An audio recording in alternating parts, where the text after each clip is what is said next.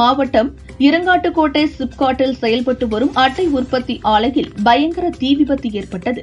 தீயை அணைக்கும் பணியில் தீயணைப்பு வீரர்கள் ஈடுபட்டனர். இந்த தீ விபத்தில் பல லட்சம் ரூபாய் மதிப்புள்ள அட்டைகள் தீயில் எரிந்து நாசமாகியுள்ளதாக தகவல் வெளியாகியுள்ளது. போலீஸ் விசாரணை நடக்கிறது. திமுக அமைச்சர் பொன்முடியின் சர்ச்சை பேச்சுக்கு ஏன் இதுவரை வழக்கு பதிவு செய்யவில்லை என சென்னை ஐகோர்ட் நேற்று கேள்வி எழுப்பியிருந்தது. இந்நிலையில் அவர் மீது வழக்கு பதிவு செய்ய சட்ட நிபுணர்களுடன் சென்னை மாநகர காவல்துறை ஆலோசனை மேற்கொண்டது. என்னென்ன பிரிவுகளின் கீழ் வழக்கு பதிவு செய்ய முடியும் என சைபர் கிரைம் போலீசார் ஆலோசனை செய்தனர். எவ்வளவு கொடுத்தாலும் இங்கு அழுகின்றனர் என்று பிரதமர் மோடி கூறினார். நாங்கள் கேட்பது அழுகை அல்ல, தமிழகத்தின் உரிமை என முதல்வர் ஸ்டாலின் கூறினார். தமிழகம் எப்போதும் டெல்லிக்கு அவுட் ஆஃப் கண்ட்ரோல் தான்.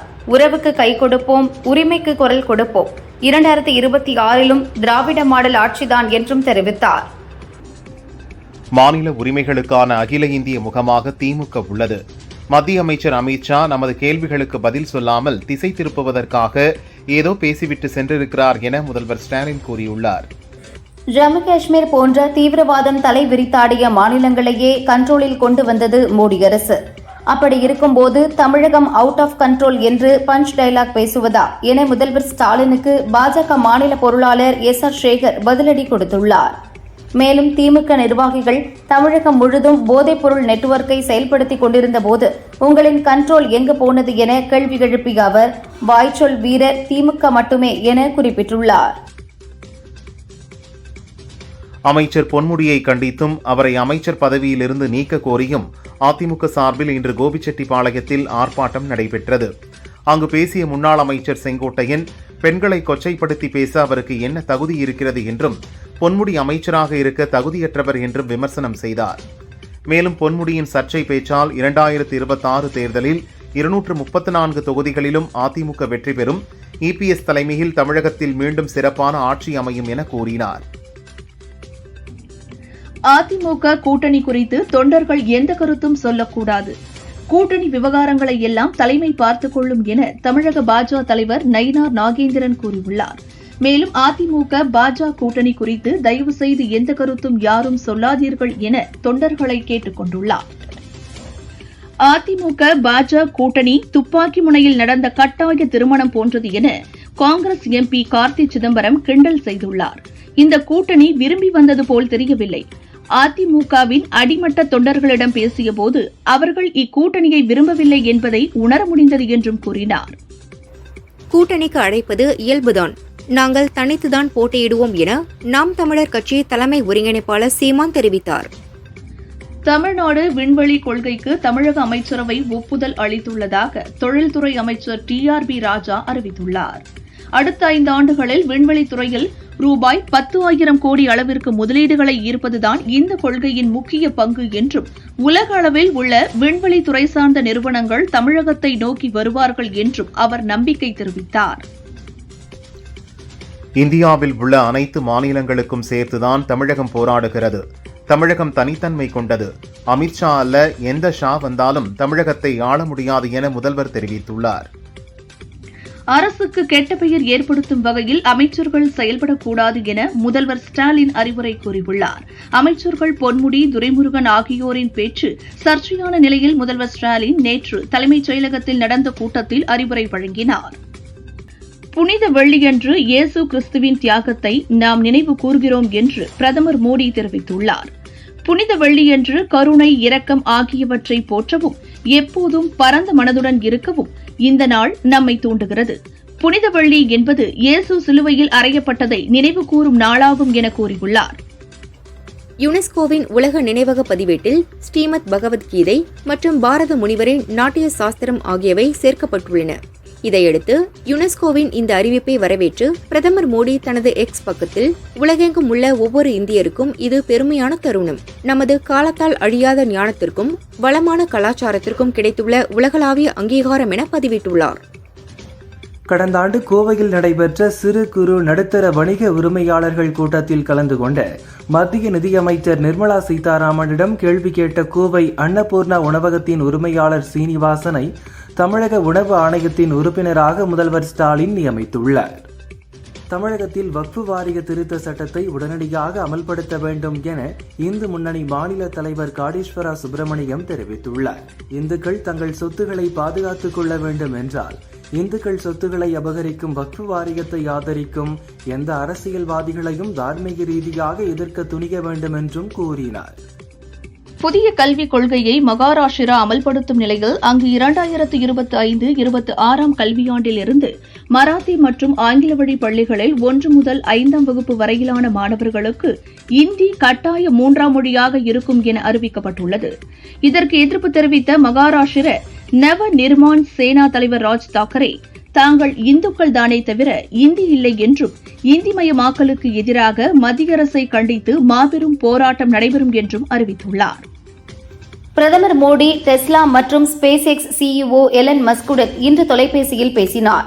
அப்போது தொழில்நுட்பம் மற்றும் புத்தாக்க துறைகளில் இந்தியா மற்றும் அமெரிக்காவுக்கு இடையிலான ஒத்துழைப்பை வலுப்படுத்துவதில் உள்ள ஆர்வத்தை பிரதமர் மோடி மீண்டும் வலியுறுத்தினார்.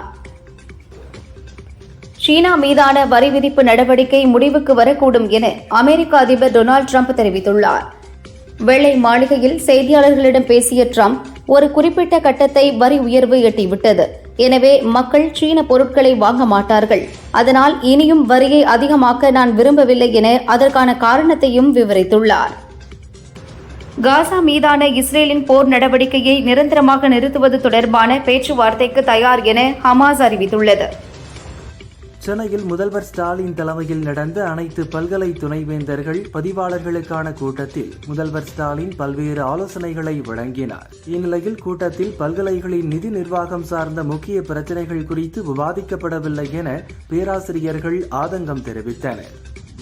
முன்னாள் முதல்வர் கருணாநிதி நினைவிடத்தில் ஸ்ரீவில்லிபுத்தூர் கோபுரம் போன்ற அலங்காரம் அமைத்ததில் எந்த தவறும் இல்லை. 2021, 2022, 2023 ஆண்டுகளில் இந்து சமய அறநிலையத்துறை மானிய கோரிக்கையின் போதும் இதுபோன்ற கோபுர சின்னத்தை வடிவமைத்து இருந்தோம் என இந்து சமய அறநிலையத்துறை அமைச்சர் சேகர் பாபு விளக்கமளித்துள்ளார்.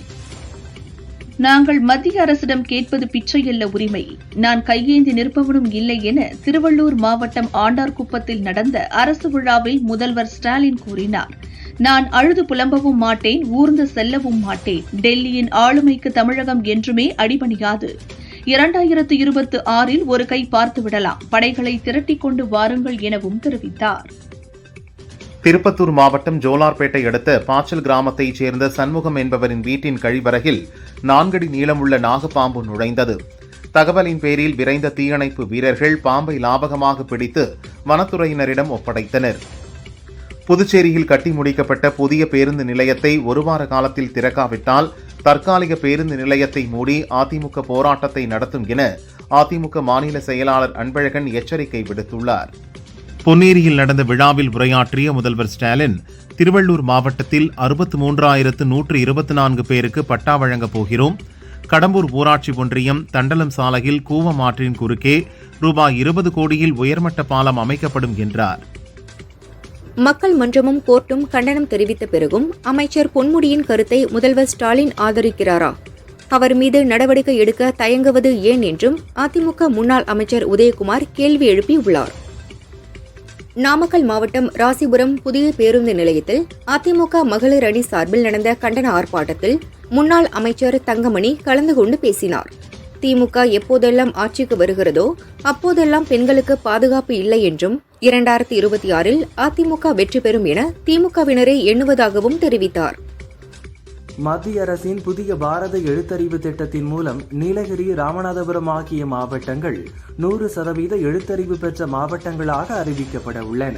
தற்போது கோவையில் இந்த திட்டத்தின் கீழ் பயில்பவர்கள் தேர்வை வெற்றிகரமாக முடித்தவுடன் வரும் நவம்பர் மாதத்திற்கு மேல் கோவையும் 100% எழுத்தறிவை அடைந்த மாவட்டமாக அறிவிக்கப்படும் என தெரிவித்தனர்.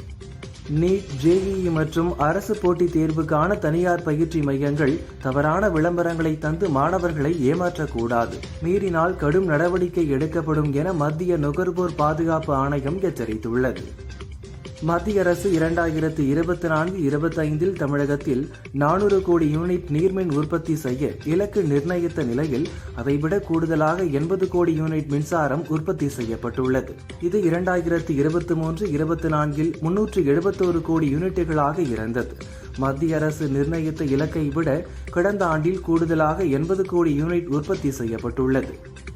புதுச்சேரி யூனியன் பிரதேசம் காரைக்காலில் புகழ்பெற்ற தூய தேற்றரவு அன்னை ஆலயத்தில் புனித வெள்ளியை முன்னிட்டு சிலுவை பாதை வழிபாடு நடைபெற்றது. இதேபோல் புதுச்சேரியில் உள்ள அனைத்து கிறிஸ்தவ தேவாலயங்களிலும் ஆலய பங்கு தந்தைகள் சிலுவை ஏந்தி ஊர்வலமாக சென்றனர். ராணிப்பேட்டை மாவட்டம் அரக்கோணம் ரயில் நிலையத்திலிருந்து செங்கல்பட்டு ரயில் நிலையம் வரை தண்டவாளம் சீரமைப்பு பணி நடைபெற்று வருகிறது. இந்நிலையில் சேந்தமங்கலம் பகுதியில் தண்டவாளம் பராமரிப்பு பணிக்காக தோண்டப்பட்டு ஸ்லீப்பர் கற்கள் சரியாக புதைக்கப்படாததால் வாகன ஓட்டிகள் மிகவும் சிரமத்திற்கு உள்ளாகி வருகின்றனர். கடந்த 4 ஆண்டுகளாக திமுக அரசு எந்த கோரிக்கையும் நிறைவேற்றாததால் 23ஆம் தேதி கோட்டை நோக்கி முற்றுகை போராட்டம் நடத்தப்படும் என தமிழ்நாடு ஆட்டோ கால் டாக்ஸி ஓட்டுநர் சங்கங்களின் கூட்டமைப்பு அறிவித்துள்ளது. ராமேஸ்வரம் தனுஷ்கோடி அருகே ராமர் பாலமாக கருதப்படும் பகுதியில் சுற்றுலா படகு சேவையை இலங்கை அரசு தொடங்க உள்ளது. தலைமன்னாரிலிருந்து ராமேஸ்வரத்திற்கு பயணிகள் படகு சேவை தொடங்கப்படும் என்று இலங்கை அதிபர் அனுரகுமார திசநாயக்க அறிவித்துள்ளார். 30க்கும் மேற்பட்ட மணல் திட்டுகளில் சில பகுதிகளை இலங்கை அரசு சுற்றுலாவுக்கு பயன்படுத்த திட்டமிட்டுள்ளது. கோவை குனியமுத்தூரில் மது குடிப்பதற்காக பணம் கேட்டு தகராறில் ஈடுபட்ட மகனை கோபத்தில் அவரது தந்தையை அரிவாளால் வெட்டிய சம்பவம் அப்பகுதியில் அதிர்ச்சியை ஏற்படுத்தியுள்ளது. தகவல் அறிந்து குனியமுத்தூர் போலீசார் தந்தை விஸ்வநாதனை கைது செய்தனர். போதைக்கு அடிமையாகிய மகனை என் கையால் கொன்றுவிட்டேன் என கூறி தந்தை விஸ்வநாதன் போலீசாரிடம் கதறி அழுதார். இதை பார்த்த அப்பகுதியினர் சோகத்தில் ஆழ்ந்தனர். சென்னை மெட்ரோ ரயில் 2ஆம் கட்ட திட்டத்தில் ஓட்டுநர் இல்லாத ரயில்கள் இயக்கப்பட உள்ளன. முதல் ஓட்டுநர் இல்லாத ரயில் சோதனை ஓட்டம் வெற்றிகரமாக முடிந்துள்ளது. இந்நிலையில் ஓட்டுநர் இல்லாத மெட்ரோ ரயில் 2ஆம் கட்ட சோதனை ஓட்டம் இம்மாத இறுதியில் நடைபெறவுள்ளதாக அறிவிப்பு வெளியாகியுள்ளது. சென்னை பூந்தமல்லி பணிமனை முதல் போரூர் வரை மொத்தம் 6 கிலோமீட்டர் சோதனை ஓட்டம் நடைபெறும். ஆந்திர மாநிலம் ஓங்கோலில் இருந்து திருமலைக்கு ஏழுமலையானை தரிசிப்பதற்காக பக்தர்கள் காரில் வந்தனர். 260 கிலோமீட்டர் பயணம் செய்து வந்த பக்தர்கள் காரை பார்க்கிங் செய்யும் போது திடீரென தீப்பிடித்தது. இந்த சம்பவத்தால் அங்கு பரபரப்பு ஏற்பட்டது. தமிழகத்தில் மருத்துவ படிப்பை தமிழில் படிப்பதற்கான அறிவிப்பு விரைவில் வெளியாகும் என அமைச்சர் மா சுப்பிரமணியன் தெரிவித்துள்ளார். மருத்துவ படிப்பை தமிழில் மொழிபெயர்ப்பு செய்யும் பணி 3 ஆண்டுகளுக்கு முன்பே நடைபெற்றது. ஒவ்வொரு ஆண்டும் ஏப்ரல் 18ஆம் தேதி உலக பாரம்பரிய தினம் கடைபிடிக்கப்படுகிறது. அதன்படி சர்வதேச பாரம்பரிய தினத்தையொட்டி புதுக்கோட்டை மாவட்டம் கொடும்பாளூர் புராதன சின்னங்களை சுற்றுலா பயணிகள் இன்று ஒருநாள் கட்டணம் இன்றி கண்டு ரசிக்கலாம் என தொல்லியல் துறை சார்பில் தெரிவிக்கப்பட்டது. அதேபோல் மாமல்லபுரம் புராதன சின்னங்களையும் இன்று இலவசமாக கண்டு ரசிக்க தொல்லியல் துறை அனுமதி வழங்கியது. மத்திய அரசின் வக்ஃப் சட்ட திருத்தத்திற்கு எதிர்ப்பு தெரிவித்து பல்வேறு அரசியல் கட்சிகள், முஸ்லிம் அமைப்புகள் சுப்ரீம் கோர்ட்டில் வழக்கு தொடர்ந்துள்ளன. இந்நிலையில் வக்ஃப் சட்ட திருத்தத்திற்கு எதிர்ப்பு தெரிவித்து நெல்லை மேலப்பாளையத்தில் இன்று கடையடைப்பு போராட்டம் நடந்தது. ஆட்டோ, கார் உள்ளிட்ட வாடகை வாகனங்களும் இயங்கவில்லை. 1500க்கும் மேற்பட்ட கடைகள் அடைக்கப்பட்ட நிலையில் மேலப்பாளையம் நகரின் முக்கிய இடங்களில் போலீஸ் பாதுகாப்பு போடப்பட்டது. விழுப்புரம் அருகே மேல்பாதியில் உள்ள தர்மராஜா திரௌபதியம்மன் கோயில் 2 ஆண்டுகளுக்கு பிறகு அனைத்து தரப்பு மக்களும் வழிபடலாம் என்ற கோர்ட் உத்தரவுப்படி நேற்று திறக்கப்பட்டது. ஆனால் நேற்று பட்டியலின மக்கள் தரிசனத்திற்கு ஒரு தரப்பினர் எதிர்ப்பு தெரிவித்தனர். இந்நிலையில் 2வது நாளாக இன்று வெள்ளிக்கிழமை கோவில் திறக்கப்பட்ட நிலையில் பட்டியலின மக்கள் யாரும் தரிசனம் செய்ய வராததால் கோயில் நடை மூடப்பட்டது. கோவை மாவட்டம் பொள்ளாச்சி அருகே 16 வயது சிறுமியிடம் ஆசை வார்த்தை கூறி கேரளாவுக்கு அழைத்து சென்று திருமணம் செய்த கூலி தொழிலாளி சிவக்குமார் என்பவரை போலீசார் போக்சோவில் கைது செய்தனர். ஓசூரில் குழந்தை இயேசு புனித திரேசாள் ஆலயத்தில் புனித வெள்ளியை முன்னிட்டு இயேசு சிலுவை மரணத்தின் போது அனுபவித்த துன்பங்களை நினைவு கூறும் வகையில் சிலுவை பாதை ஊர்வலம் நடைபெற்றது. இதில் ஏராளமான கிறிஸ்தவர்கள் குடும்பத்துடன் கலந்து கொண்டு பிரார்த்தனை செய்தனர். சிவகங்கை மாவட்டம் காரைக்குடி கழனிவாசல் பகுதியைச் சேர்ந்தவர் கணேசன். ஆட்டோ டிரைவரான இவர் தனது காதலியான ராஜேஸ்வரியை கோயிலில் வைத்து திருமணம் செய்தார். ராஜேஸ்வரியின் பெற்றோர் திருமணத்துக்கு சம்மதிக்கவில்லை. இதனால் காதல் ஜோடி பாதுகாப்பு கேட்டு காரைக்குடி போலீஸ் நிலையத்தில் தஞ்சம் அடைந்தது. போலீசார் ராஜேஸ்வரியின் பெற்றோரிடம் பேச்சுவார்த்தை நடத்திவிட்டு கணேசனுடன் அவரை அனுப்பி வைத்தனர். சிவகங்கை மாவட்டம் திருப்பத்தூர் போமாயி அம்மன் கோயில் பூச்சொரிதல் விழாவை முன்னிட்டு இரட்டை மாட்டு வண்டி எல்கை பந்தயம் நடந்தது. இரு பிரிவுகளாக நடந்த போட்டியில் 26 மாட்டு வண்டிகள் பங்கேற்றன. வெற்றி பெற்ற மாடுகளின் உரிமையாளர்களுக்கும் சாரதிகளுக்கும் பரிசுகள் வழங்கப்பட்டன. சிவகங்கை மாவட்டம் காரைக்குடி செஞ்சை கீழஊரணி பகுதியில் கடந்த ஓராண்டாக சீராக குடிநீர் விநியோகம் செய்யப்படவில்லை. பலமுறை புகார் அளித்தும் நடவடிக்கை எடுக்காததால் ஆத்திரமடைந்த அப்பகுதி மக்கள் காலி குடங்களுடன் சாலை மறியலில் ஈடுபட்டனர். அதிகாரிகள் நடத்திய பேச்சுவார்த்தையை தொடர்ந்து அனைவரும் கலைந்து சென்றனர். திருநெல்வேலி மாவட்டம் கல்லிடைக்குறிச்சி அருகே உள்ள அக்னிசாஸ்தா கோயில் பகுதியில் உள்ள வேலியில் மலைப்பாம்பு ஒன்று சிக்கி இருந்தது. வனத்துறையினர் விரைந்து சென்று மலைப்பாம்பை பத்திரமாக மீட்டு அடர்ந்த வனப்பகுதிக்குள் கொண்டு சென்று விட்டனர். மார்க்கெட்டில் 1 கிலோ கேரட் 5 ரூபாய்க்கு மட்டுமே விலை கிடைத்ததால் விரக்தி அடைந்த கோத்தகிரி கூக்கல் துறை விவசாயிகள் அறுவை செய்த கேரட்டை ஆற்றிலும் சாலையோரத்திலும் கொட்டி வருகின்றனர். சென்னை மாநகர பஸ்கள் விரைவில் சர்வதேச விமான நிலையத்துக்குள் செல்லும் என மாநகர போக்குவரத்து கழகம் தெரிவித்துள்ளது. விமான பயணிகளை கொண்டு சென்று விடவும் அழைத்து வரவும் விமான நிலையத்துக்குள் பஸ்கள் செல்ல நடவடிக்கை எடுக்கப்பட்டுள்ளதாக கூறப்படுகிறது. திருப்பதி ஏழுமலையான் கோயிலில் முன்னாள் கிரிக்கெட் வீரர் VVS லக்ஷ்மண் மற்றும் நடிகை பிரீத்தி ஜிந்தா தனித்தனியாக சாமி தரிசனம் செய்தனர். அவர்களுக்கு தேவஸ்தான அதிகாரிகள் தீர்த்த பிரசாதங்களை வழங்கினர். காஞ்சிபுரத்தில் வித்யா பிரகாசம் அறிவுசார் குறைபாடு குழந்தைகளுக்கான சிறப்பு பள்ளியில் 23ஆம் ஆண்டு விழாவை அமைச்சர் R. காந்தி தொடங்கி வைத்தார். அப்போது மாணவர்களின் நடனத்தை பார்த்து ரசித்த MLA எழிலரசன் அவர்களுடன் சேர்ந்து நடனமாடி மகிழ்ந்தார். திருநெல்வேலியில் உள்ள உடல் எடை குறைப்பு நிறுவனத்தில் ரெஜி டிம்னா என்பவர் 90,000 பணம் கொடுத்து பயிற்சியில் சேர்ந்தார். இயந்திர மசாஜ் காரணமாக முதுகுவலி ஏற்பட்டது. 7 நாட்கள் மட்டுமே பயிற்சியில் ஈடுபட்டதால் பணத்தை திரும்ப கேட்டார். நிறுவனம் பணத்தை திருப்பிக் கொடுக்காததால் நுகர்வோர் கோர்ட்டில் வழக்கு தொடர்ந்தார். வழக்கை விசாரித்த கோர்ட் 1.25 லட்சம் ரூபாயை டிம்னாவுக்கு வழங்க உத்தரவிட்டது. பெரம்பலூர் மாவட்டம் கத்தாழை மேடு கிராமத்தைச் சேர்ந்தவர் கருப்பையா 68 ஆடுகள் வளர்த்து வந்தார். ஆடுகளை தங்களது நிலத்தில் அடைத்துவிட்டு வீட்டுக்கு சாப்பிட சென்றார். திரும்பி சென்று பார்த்தபோது 68 ஆடுகளும் மாயமானது. அவற்றின் மதிப்பு ரூபாய் 7 லட்சம் என கூறப்படுகிறது. போலீசார் விசாரிக்கின்றனர்.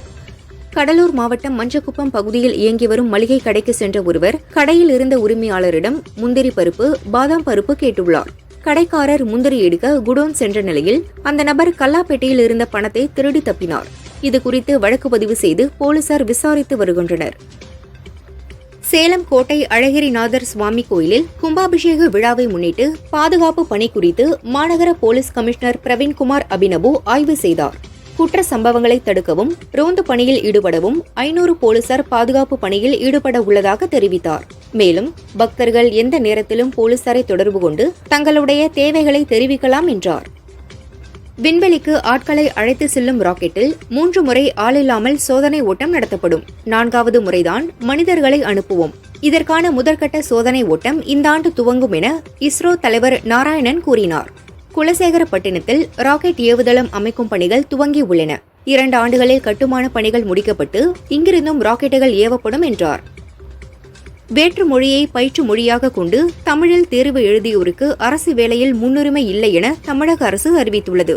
முழுவதுமாக தமிழ் வழியில் பயின்றவர்களுக்கே தமிழ் வழியில் படித்தவருக்கான பணியில் 20% முன்னுரிமையில் அரசு வேலை வழங்கப்படும் என அரசாணை வெளியிடப்பட்டுள்ளது. மெரினா கடற்கரையில் இருந்து பூந்தமல்லி நோக்கி வந்த அரசு பஸ் காட்டுப்பாக்கம் பகுதியில் கட்டுப்பாட்டை இழந்து மெட்ரோ தூணில் மோதியது. இதில் டிரைவர் ஏழுமலை மற்றும் 10 பயணிகள் காயமடைந்தனர். பஸ்ஸின் முன்பக்கம் முற்றிலும் சேதமடைந்தது. பொதுமக்கள் ஓடி வந்து காயமடைந்தவர்களை மீட்டனர். மெட்ரோ தூணில் பஸ் மோதும் CCTV வீடியோ பரபரப்பை ஏற்படுத்தி உள்ளது. கல்லூரி மாணவர்கள் மோதலில் ஈடுபடுவதை தடுக்க சிறப்பு குழுவை அமைக்க ஹைகோர்ட் பரிந்துரைத்துள்ளது. பல தலைவர்கள் படித்த கல்லூரிகளில் மாணவர்கள் குற்றச் செயலில் ஈடுபடுவது வேதனை அளிக்கிறது என்றும் ஹைகோர்ட் தெரிவித்துள்ளது. சென்னையில் குழாய் மூலம் வீடுகளுக்கு இயற்கை எரிவாயு வழங்கும் 48 கோடி ரூபாய் மதிப்புள்ள திட்டத்திற்கு தமிழக கடற்கரை ஒழுங்குமுறை மேலாண்மை ஆணையம் அனுமதி அளித்துள்ளது. நீலாங்கரை, திருவான்மியூர், அடையாறு, சேப்பாக்கம் உள்ளிட்ட பகுதிகளில் குழாய்களை பதிக்க அனுமதி வழங்கப்பட்டுள்ளது. திருச்சி தர்மபுரத்தைச் சேர்ந்தவர் சின்னப்பன், வயது 34. புனிதவள்ளியை முன்னிட்டு தனது நண்பர்கள் 5 பேருடன் கேரளாவில் உள்ள தோமையார் சர்ச்சுக்கு காரில் சென்றுவிட்டு ஊருக்கு திரும்பினர். வேடச்சந்தூர் டு ஒட்டன்சத்திரம் சாலையில் ஐயனார் கோவில் அருகே வந்தபோது பஞ்சு மூட்டைகள் ஏற்றி வந்த லாரி மீது கார் மோதியது. இதில் சின்னப்பன், ஜான் கென்னடி, ராபர்ட் ஆகியோர் பலியானார்கள். படுகாயமடைந்த 3 பேர் ஹாஸ்பிட்டலில் அட்மிட் செய்யப்பட்டனர். வேடசந்தூர் போலீசார் விசாரிக்கின்றனர்.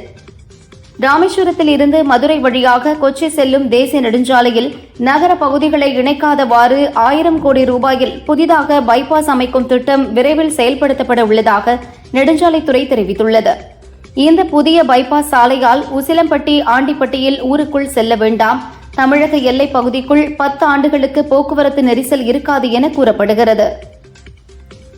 திண்டுக்கல் பழனியாண்டவர் கலைக் கல்லூரியில் பேராசிரியர் கௌதம் வகுப்பறையில் மாணவனை நாற்காலியால் தாக்கி விரட்டும் வீடியோ சோசியல் மீடியாக்களில் பரவியது. பேராசிரியர் கௌதம் வகுப்பறைக்குள் ஸ்கூட்டரை ஓட்டி வந்து மாணவர்களை அச்சுறுத்தி ஆபாசமாக திட்டுவதாகவும் தாக்குவதாகவும் கல்லூரி நிர்வாகத்திடம் மாணவர்கள் புகார் அளித்துள்ளனர். ஹைதராபாத்தில் 2 குழந்தைகளை கொன்றுவிட்டு மாடியிலிருந்து குதித்து தாய் தற்கொலை செய்த சம்பவம் பரபரப்பை ஏற்படுத்தியுள்ளது. இலங்கை கடற்கொள்ளையர்கள் மீது வேதாரண்யம் கடலோர காவல் நிலையத்தில் வழக்கு பதிவு செய்யப்பட்டுள்ளது. கோடியக்கரைக்கு தென்கிழக்கில் மீன்பிடித்துக் கொண்டிருந்த புதுப்பேட்டை மீனவர்கள் 4 பேர் மீது நேற்று தாக்குதல் நடந்துள்ளது. தாக்குதல் நடத்திய இலங்கையைச் சேர்ந்த 3 நபர்கள் மீது வேதாரண்யம் கடலோர காவல் போலீசார் வழக்கு பதிவு செய்து விசாரணையில் ஈடுபட்டுள்ளனர். விருதுநகர் மாவட்டம் அருப்புக்கோட்டையில் தனியார் மதுபான பார் உள்ளது. அங்கு பந்தல்குடியை சேர்ந்த 2 இளைஞர்கள் பீர் குடிக்க சென்றனர். பீருக்கு இலவசமாக சைடிஷ் கேட்டதால் தகராறு ஏற்பட்டது. பார் ஊழியர்கள் 2 இளைஞர்களையும் அறையில் அடைத்து வைத்து தாக்கினர். இது பற்றி அறிந்த இளைஞர்களின் நண்பர்கள் பாரை அடித்து நொறுக்கினர். போலீசார் விரைந்து சென்று காயமடைந்தவர்களை மீட்டு ஹாஸ்பிட்டலுக்கு அனுப்பினர். மேலும் இது பற்றி விசாரிக்கின்றனர். விருதுநகர் மாவட்டம் ரெங்கபாளையத்தை சேர்ந்தவர் கார்த்திகை செல்வன். அடிக்கடி குடித்துவிட்டு தகராறு செய்ததால் அவரது மனைவி கோபித்துக் கொண்டு தந்தை வீட்டுக்கு சென்றார். மனைவியை அழைக்க சென்றபோது மைத்துனர் முருகேசனுக்கும் கார்த்திகை செல்வனுக்கும் தகராறு ஏற்பட்டது. ஆத்திரமடைந்த வைகை செல்வன் முருகேசனை கத்தியால் குத்தி கொலை செய்தார். இந்த வழக்கை விசாரித்த ஸ்ரீவில்லிபுத்தூர் கோர்ட் கார்த்திகை செல்வனுக்கு ஆயுள் தண்டனையும் 16,000 ரூபாய் அபராதமும் விதித்து தீர்ப்பு வழங்கியது. சென்னை மண்ணடியில் 17 வயது சிறுவனை கடத்தி பணம், நகைகளை தரவில்லை என்றால் கொலை செய்து விடுவோம் என ஒரு கும்பல் மிரட்டல் விடுத்துள்ளது. இதனால் அதிர்ச்சி அடைந்த சிறுவனின் தந்தை முத்தியால்பேட்டை காவல் நிலையத்தில் கொடுத்த புகாரை தொடர்ந்து 3 பேர் கைது செய்யப்பட்டுள்ளனர். திருப்பூர் மாவட்டம் பல்லடம் அடுத்த சேமலை கவுண்டம்பாளையத்தில் ஒரே குடும்பத்தைச் சேர்ந்த 3 பேர் வெட்டி கொலை செய்யப்பட்ட வழக்கில் பல்வேறு கொலை சம்பவங்களில் கைது செய்யப்பட்டு கோவை மத்திய சிறையில் அடைக்கப்பட்டுள்ள ராமச்சந்திரன் என்பவரை பல்லடம் காவல் நிலையம் அழைத்து வந்து சிபிசிஐடி போலீசார் விசாரணையில் ஈடுபட்டனர். சேலம் மாவட்டம் கெங்கவல்லி பகுதியில் உள்ள பெட்டி கடைகளுக்கு சட்டவிரோதமாக ஹார்ன்ஸ் பாக்கெட்டுகளை விற்பனை செய்த மகேந்தர் பிரசாத் மற்றும் பாலாஜி ஆகிய இருவரை உதயத்தூர் பகுதியில் போலீசார் கையும் களவுமாக பிடித்தனர். அவர்களிடமிருந்து 320 கிலோ எடை கொண்ட ஹார்ன்ஸ் மூட்டைகளை பறிமுதல் செய்தனர். மேற்கு வங்கத்தில் வசிக்கும் இந்துக்கள் தற்காப்புக்காக தங்கள் வீடுகளில் ஆயுதங்களை வைத்திருப்பது அவசியம் என அம்மாநில பாஜக மூத்த தலைவர் திலீப் கோஷ் தெரிவித்துள்ளது சர்ச்சையை ஏற்படுத்தியுள்ளது. திலீப் கோஷின் பேச்சுக்கு ஆளும் திரிணாமுல் காங்கிரஸ் கடும் கண்டனம் தெரிவித்துள்ளது. மகாராஷ்டிராவில் மராத்தி, ஆங்கிலத்துடன் ஹிந்தியை 3வது மொழியாக கற்பிக்க மாநில அரசு முடிவு செய்துள்ளது. அரசின் இந்த முடிவுக்கு மகாராஷ்டிரா நவ நிர்மாண் சேனா கட்சி தலைவர் ராஜ் தாக்கரே கடும் எதிர்ப்பு தெரிவித்துள்ளார். மாநிலத்தை ஹிந்தி மயமாக்க விரும்பினால் போராட்டம் வெடிக்கும் என்றும் கூறியுள்ளார். மகளிர் தினத்தன்று மகளிருக்கான பிங்க் ஆட்டோ சேவையை முதல்வர் ஸ்டாலின் தொடங்கி வைத்தார். இந்த ஆட்டோக்களை ஆண்கள் சிலர் ஓட்டி வருவதாக புகார் எழுந்துள்ளது. பெண்களுக்காக பிரத்யேகமாக ஒதுக்கப்பட்டுள்ள பிங்க் ஆட்டோக்களை பெண்கள்தான் ஓட்ட வேண்டும், விதிகளை மீறினால் ஆர்டிஓ மூலம் நடவடிக்கை எடுக்கப்படும் என சமூக நலத்துறை எச்சரித்துள்ளது. வக்ஃபு திருத்த சட்டத்தை எதிர்த்து மேற்கு வங்கம் முர்ஷிதாபாத்தில் வன்முறை ஏற்பட்டது. இதில் 3 பேர் இறந்தனர், பலர் காயமடைந்துள்ளனர். பல குடும்பங்கள் இடம்பெயர்ந்தும் நிவாரண முகாம்களிலும் உள்ளனர். இதைத் தொடர்ந்து கோர்ட் உத்தரவுப்படி வன்முறையால் அங்கு பாதிக்கப்பட்ட முர்ஷிதாபாத் மற்றும் மால்டா பகுதிகளை ஆய்வு செய்ய அம்மாநில கவர்னர் CV ஆனந்த் போஸும் தேசிய மனித உரிமைகள் ஆணைய குழுவும் சென்றுள்ளனர். லோக்சபா எதிர்க்கட்சித் தலைவர் ராகுல் 2 நாள் பயணமாக வரும் 21ஆம் தேதி அமெரிக்கா செல்லவுள்ளதாக அக்கட்சியின் ஊடகப் பிரிவு தலைவர் பவன் கெரா தெரிவித்துள்ளார். அங்கு வசிக்கும் இந்திய வம்சாவளியினர் மற்றும் வெளிநாட்டு காங்கிரஸ் பிரிவின் நிர்வாகிகளை ராகுல் சந்தித்து பேச உள்ளதாகவும் பின்னர் அங்குள்ள பிரவுன் பல்கலைக்கழகத்தில் நடக்க உள்ள நிகழ்ச்சியில் கலந்துரையாட இருப்பதாகவும் குறிப்பிட்டார். பணம், மது மற்றும் பரிசு பொருட்களுக்காக வாக்களிப்பவர்கள் மீண்டும் மிருகங்களாக பிறப்பார்கள் என மத்திய பிரதேச முன்னாள் அமைச்சரும் பாஜக எம்எல்ஏவுமான உஷா தாகூர் தெரிவித்துள்ளார். வாக்களிக்கும் போது ஒருபோதும் நேர்மையை இழக்காதீர்கள். ஜனநாயக கடமையை விற்பனை செய்பவர்கள் அடுத்த பிறவியில் ஒட்டகம், ஆடு, நாய் மற்றும் பூனையாக பிறப்பீர்கள். தேசம், மதம் மற்றும் கலாச்சாரத்தை பாதுகாக்க பாஜகவுக்கு மட்டுமே வாக்களிக்க வேண்டும் என்று உஷா தாகூர் பேசிய வீடியோ சமூக வலைதளங்களில் வைரலாகி வருகிறது. சத்தீஸ்கர் மாநிலம் சுக்மாவில் பெண் நக்சல்கள் 9 பேர் உட்பட 22 பேர் சரணடைந்தனர். இன்று சரணடைந்த நக்சல்கள் சமூகத்திற்காக சிறப்பாக செயல்படுவார்கள் என நாங்கள் நம்புகிறோம் என்று சிஆர்பிஎஃப் டிஐஜி ஆனந்த் சிங் கூறினார். சென்னையில் இன்று ஆபரண தங்கத்தின் விலை சவரனுக்கு 200 ரூபாய் உயர்ந்து 71,560 ரூபாய்க்கு விற்பனையாகிறது. 1 கிராம் 8,945 ரூபாய்க்கு விற்கப்படுகிறது. வெள்ளி விலையில் மாற்றமின்றி 1 கிராம் 110 ரூபாய்க்கு விற்பனை செய்யப்படுகிறது. பொன்னேரி கரிகிருஷ்ண பெருமாள் கோவில் பிரம்மோற்சவ சந்திப்பு திருவிழா வெகு விமரிசையாக நடைபெற்றது. சிவன் பெருமாள் ஒரே இடத்தில் சந்திக்கும் ஹரிகர நிகழ்ச்சியை காண பல்வேறு பகுதிகளிலிருந்து வந்த ஆயிரக்கணக்கான பக்தர்கள் கண்டுகளித்து சாமி தரிசனம் செய்தனர். தர்மபுரி மாவட்டம் அரூர் தூய இருதய ஆண்டவர் ஆலயத்தில் புனித வெள்ளி சிறப்பு பிரார்த்தனை மற்றும் சிலுவை பாதை வழிபாடு நடைபெற்றது. 300க்கும் மேற்பட்ட கிறிஸ்தவர்கள் குடும்பத்துடன் கலந்து கொண்டு பிரார்த்தனையில் ஈடுபட்டனர். தஞ்சாவூரில் பிரசித்தி பெற்ற புன்னைநல்லூர் அருள்மிகு மாரியம்மன் ஆலயத்தில் 5 ஆண்டுகளுக்கு ஒருமுறை நடைபெறும் தைலகாப்பு அபிஷேகம் சிறப்பாக நடந்தது. இதனையடுத்து யாக குண்டத்தில் இருந்து புனித நீர் கலசத்தை சிவாச்சாரியார்கள் மந்திரங்கள் ஓத மங்களவாத்திய இசையுடன் ஊர்வலமாக எடுத்துச் சென்று உற்சவருக்கு அபிஷேகம் செய்யப்பட்டன. தஞ்சை மாவட்டம் வடக்குப்பட்டு கிராமத்தில் குளத்தில் இருந்து கண்டெடுக்கப்பட்ட பழமை வாய்ந்த சிவலிங்கத்தை பிரதிஷ்டை செய்து கிராம மக்கள் இணைந்து ஆலயம் எழுப்பி கும்பாபிஷேகம் நடத்தினர். இதனைத் தொடர்ந்து 48வது நாள் மண்டலாபிஷேகம் நடைபெறவுள்ளது. இதனை முன்னிட்டு சிவபெருமான் திருமேனிக்கு அபிஷேகம் செய்யப்பட்டு மகா தீபாராதனை காண்பிக்கப்பட்டன. சிவகங்கை மாவட்டம் திருப்பத்தூரில் உள்ள பூமாயி அம்மன் கோயில் பூச்சொரிதல் திருவிழா வெகு விமரிசையாக நடந்தது. பல்வேறு பகுதிகளில் இருந்து ஏராளமான பக்தர்கள் பூக்கள் கொண்டு வந்து அம்மனை வழிபட்டு சென்றனர். ஸ்ரீரங்கம் அரங்கநாதர் கோயில் சித்திரை திருவிழா கொடியேற்றத்துடன் துவங்கியது. தங்க கொடிமரத்தில் பட்டர் சுவாமிகள் கொடியேற்றினர். இதில் திரளான பக்தர்கள் பங்கேற்று ரெங்கா ரெங்கா கோஷத்துடன் சுவாமி தரிசனம் செய்தனர். முக்கிய நிகழ்வான தேரோட்டம் ஏப்ரல் 26ஆம் தேதி நடக்கிறது. தூத்துக்குடி பனிமய மாதா பேராலயத்தில் புனித வெள்ளியை முன்னிட்டு சிலுவை பாதை ஊர்வலம் நடைபெற்றது. ஆயிரக்கணக்கான கிறிஸ்தவர்கள் ஊர்வலத்தில் பங்கேற்றனர். புனித வெள்ளியையொட்டி கோவை டவுன்ஹால் புனித மைக்கேல் தேவாலயத்தில் சிலுவை பாதை அமைக்கும் நிகழ்ச்சி மற்றும் கூட்டு பிரார்த்தனை நடைபெற்றது. கோவை மறை மாவட்ட ஆயர் ஆக்குவின் வாழ்க்கையில் இயேசுப்பட்ட துன்பங்கள் மற்றும் அவர் போதித்த போதனைகள் குறித்து எடுத்துரைத்தார். இதில் திரளான கிறிஸ்தவர்கள் கலந்து கொண்டு மண்டியிட்டு பிரார்த்தனை செய்தனர். அமெரிக்காவில் மருத்துவமனை நடத்தி வரும் இந்திய வம்சாவளியைச் சேர்ந்த டாக்டர் நீல் ஆனந்த் மருத்துவ காப்பீட்டு நிறுவனங்களிடமிருந்து மோசடியாக பல கோடி ரூபாய் பெற்ற வழக்கில் அந்நாட்டு நீதிமன்றத்தால் குற்றவாளி என அறிவிக்கப்பட்டுள்ளார். அவருக்கு 130 ஆண்டுகள் சிறை தண்டனை கிடைக்க வாய்ப்புள்ளது. ரஷ்யா உக்ரைன் இடையிலான போரில் தங்கள் மீது நடத்தப்படும் போரின் போது ரஷ்யாவின் ராணுவத்துக்கு சீனா உதவுகிறது என உக்ரைன் குற்றம் சாட்டியுள்ளது. இதற்கு ஆதாரமாக 2 சீன போர் கைதிகளை அடையாளம் காட்டியுள்ளது. மெலோனியை எனக்கு மிகவும் பிடிக்கும். அவரிடம் சிறந்த திறமை இருக்கிறது என்பது எனக்கு தெரியும். அவர் ஒரு சிறந்த பிரதமர் என்று நான் நினைக்கிறேன் என அமெரிக்க அதிபர் ட்ரம்ப் இத்தாலி பிரதமர் மெலோனியை பாராட்டியுள்ளார். அவர் உலகின் உண்மையான தலைவர்களில் ஒருவர். இத்தாலி, அமெரிக்கா ஆகிய 2 நாடுகளுக்கு இடையே நல்ல உறவு இருக்கிறது என்றும் ட்ரம்ப் கூறியுள்ளார். சென்னை சூப்பர் கிங்ஸ் அணியில் இடம்பெற்றிருந்த வேகப்பந்து வீச்சாளரான குர்ஜப்னீத் சிங் காயம் காரணமாக விலகியுள்ளார். இவருக்கு பதிலாக தென்னாப்பிரிக்க வீரரான டெவால்ட் பிரவிஸ் சேர்க்கப்பட்டுள்ளார். இந்திய கிரிக்கெட் அணியின் முன்னணி வீரர் KL ராகுல், அதியா ஷெட்டி தம்பதிக்கு கடந்த மார்ச் 24ஆம் தேதி பெண் குழந்தை பிறந்தது. தனது மகளுக்கு இவாரா என KL ராகுல் பெயரிட்டுள்ளார். தனது மனைவி மற்றும் மகளுடன் இருக்கும் புகைப்படத்தை இன்ஸ்டாகிராம் பக்கத்தில் வெளியிட்டு இதனை அறிவித்துள்ளார். 20 ஆண்டுகள் கழித்து ரீ-ரிலீஸ் செய்யப்பட்ட நடிகர் விஜய் நடித்த சச்சின் திரைப்படம் இன்று வெளியானது. காஞ்சிபுரத்தில் ரசிகர்கள் நடிகர் விஜயின் புகைப்படத்திற்கு பாலாபிஷேகம் செய்து பேண்டு வாத்தியங்களுடன் நடனமாடி உற்சாகமாக கொண்டாடினர். வழக்கு எண் 18/9, மாநகரம் உள்ளிட்ட படங்களில் நடித்த ஸ்ரீ கடைசியாக இருக்கப்பற்ற படத்தில் நடித்தார். அதன்பின் பட வாய்ப்பு கிடைக்காமல் இருந்தார். இந்த நிலையில் உடல் மெலிந்து யார் என்று தெரியாத அளவுக்கு அவரின் போட்டோக்கள் வெளியாகின. ஸ்ரீ பற்றி தெரிந்தால் சொல்லுங்கள், அவருக்கு உதவி செய்ய தயார் என தயாரிப்பாளர் SR பிரபு தெரிவித்திருந்தார். இந்நிலையில் நடிகர் ஸ்ரீ தற்பொழுது மருத்துவரின் கண்காணிப்பு மற்றும் ஆலோசனைப்படி ஓய்வெடுத்து வருகிறார். அவரை பற்றி தவறான தகவல்களை பரப்பாதீர்கள் என குடும்பத்தினர் அறிக்கை வெளியிட்டுள்ளனர். ஸ்ரீக்கு வேண்டிய மருத்துவ உதவியை இயக்குனர் லோகேஷ் கனகராஜ் தான் செய்துள்ளாரா?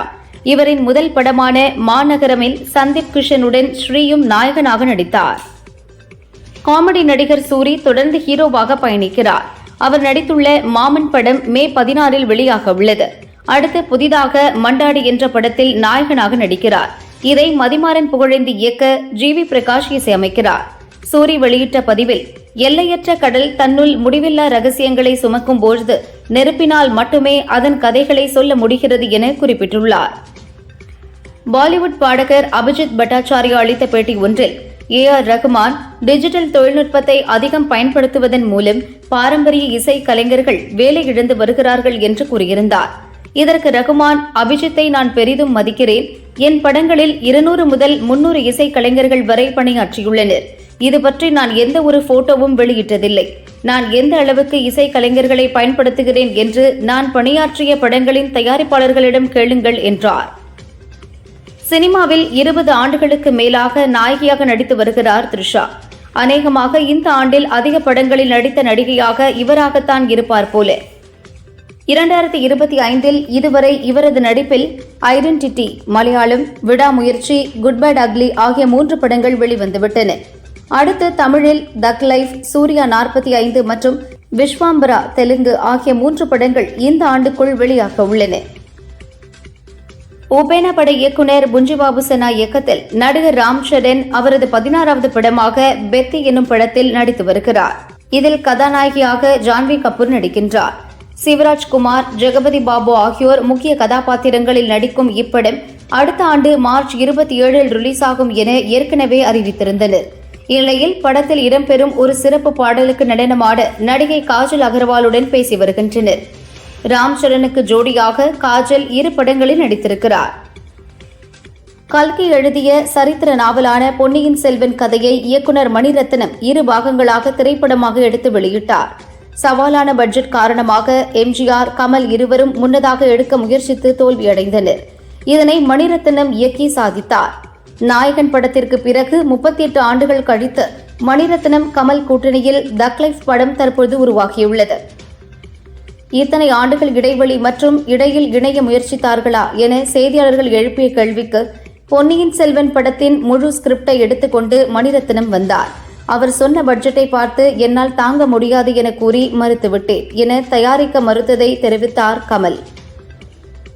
பாலிவுட்டின் பிரபலமான நட்சத்திர ஜோடியான ரன்வீர் சிங், தீபிகா படுகோனே தம்பதியினருக்கு கடந்த செப்டம்பர் மாதம் பெண் குழந்தை பிறந்தது. இவர்கள் மும்பையின் பாந்த்ரா பகுதியில் ஷாருக் கான் வீட்டிற்கு அருகில் பிரம்மாண்ட அடுக்குமாடி குடியிருப்பில் விரைவில் குடியேறப் போகிறார்கள். 11,000 சதுர அடி கொண்ட 4 அடுக்குமாடி குடியிருப்பான இதன் மதிப்பு சுமார் 100 கோடி என்கிறார்கள்.